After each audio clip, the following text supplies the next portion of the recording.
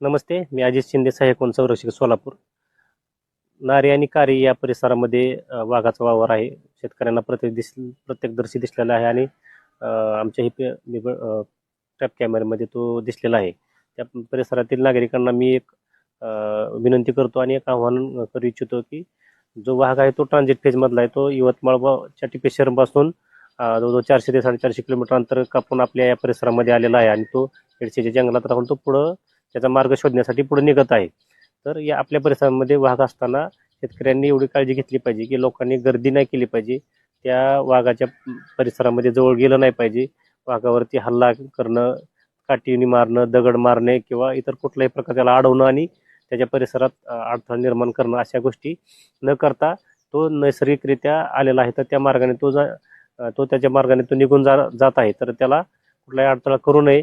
तसेच शेतकऱ्यांनी पाणी जर धरायला जात असतील तर त्यांनी एक दोघांनी किंवा तिघांनी एकत्र जावं, गाणी वाजवावीत आणि आवाज करावा जेणेकरून तो वाघ सावध होईल आणि आपल्याकडे कुठले येणार नाही आणि आपल्याकडे कुठले अनुचित प्रकार आपल्याकडं घडणार नाही. त्यामुळं लोकांना तीच विनंती राहील वन विभागामार्फत आणि जर कोणालाही परिसरामध्ये दिसला तर तात्काळ त्यांनी वन विभागाशी संपर्क साधावा. वन विभागाची टीम नारीकारी परिसरामध्ये रात्रंदिवसा पेट्रोलिंग करत आहे.